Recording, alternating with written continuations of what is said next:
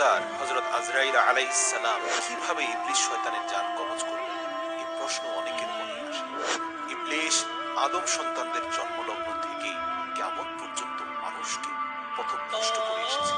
এই পৃথিবীতে যত জাহান্নামী মানুষ আছে তাদের প্রত্যেকেরই জাহান্নামে যাওয়ার পিছনে একমাত্র হাত ছিল ইবলিসের। তাই তো মহান রব্বুল আলামিন আজরাইল আলাইহিস সালামকে নির্দেশ দিয়ে বলবেন, হে আজরাইল, আমি তোমাকে পৃথিবীর সকল জীবের জান কবজ করার জন্য এ যাবৎ যত শক্তি ও ক্ষমতা দান করেছিলাম, আজ তা 10 গুণ বাড়িয়ে দিচ্ছি।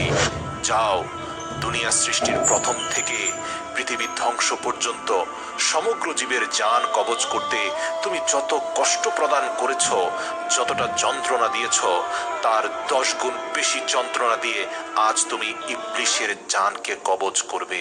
তুমি তোমার সর্বশক্তি নিয়ে যাও এবং আমার তরফ থেকে দেয়া গজবের পোশাক পরিধান করে যাও, যাতে ইবলিসকে এ পৃথিবীর সকল গুনাহগারদের থেকেও বেশি কষ্ট দিয়ে তার রূহকে কবজ করতে পারো।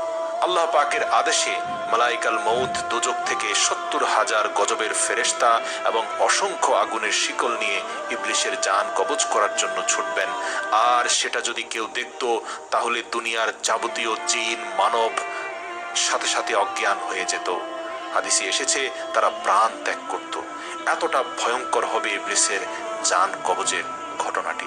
নবী করিম সাল্লাল্লাহু আলাইহি সাল্লাম ইরশাদ করেছেন, কিয়ামতের নিদর্শন সমূহের মধ্যে একটি নিদর্শন হলো সূর্য পূর্ব দিকে উদিত হওয়ার বদলে পশ্চিম দিক থেকে উদিত হবে। এটা এমন সময় হবে যখন লোকেরা তার প্রতিদিনের কাজ শেষ করে শুয়ে পড়বে এবং রাত হয়ে যাবে। লোকজন ঘুম থেকে জাগ্রত হয়ে যাবে, কিন্তু রাত আর শেষ হবে না।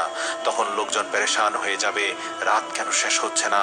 অবশেষে 3 দিন সমান রাতের দীর্ঘ অপেক্ষার পর সূর্য পশ্চিম দিক থেকে উদিত হবে।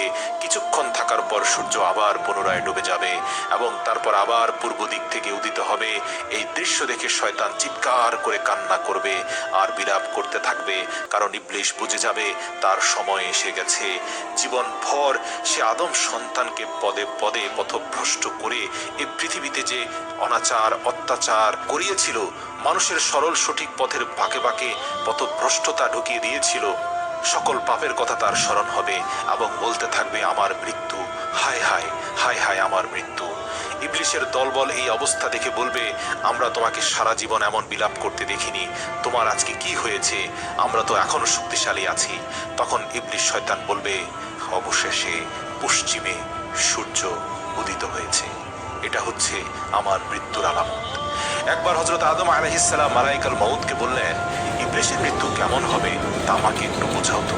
তারপর মালাইকাল মউত বয়ান করতে শুরু করলো।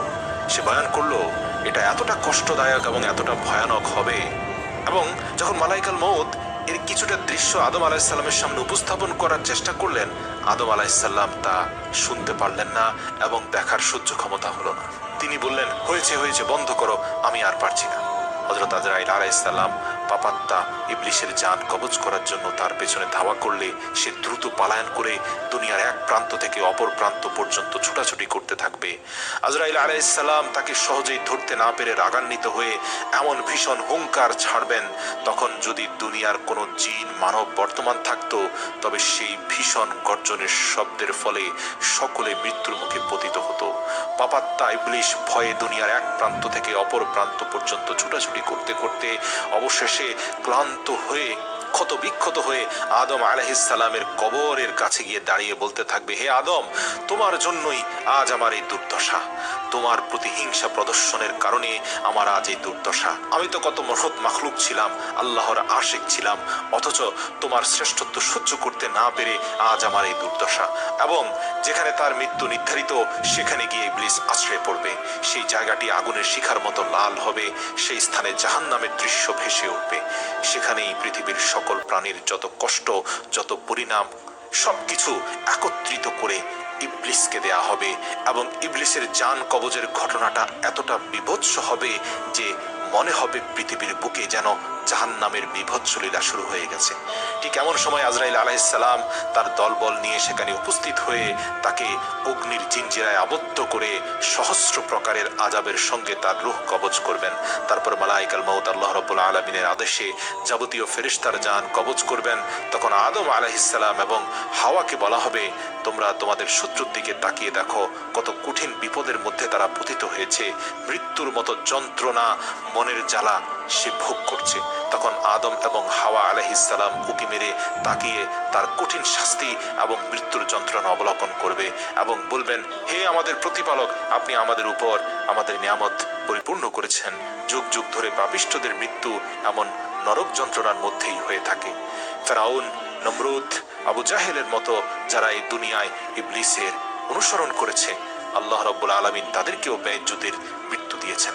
হে আল্লাহ, আপনি আমাদের সবাইকে মৃত্যুর সময় কালেমা নসিব করবেন, আমরা যেন সবাই বলতে পারি লা ইলাহা ইল্লাল্লাহ মুহাম্মাদুর রাসূলুল্লাহ। ভিডিওটি কেমন লেগেছে কমেন্টে জানাবেন আর আল্লাহর খাতিরে চ্যানেলটি সাবস্ক্রাইব করে দেন।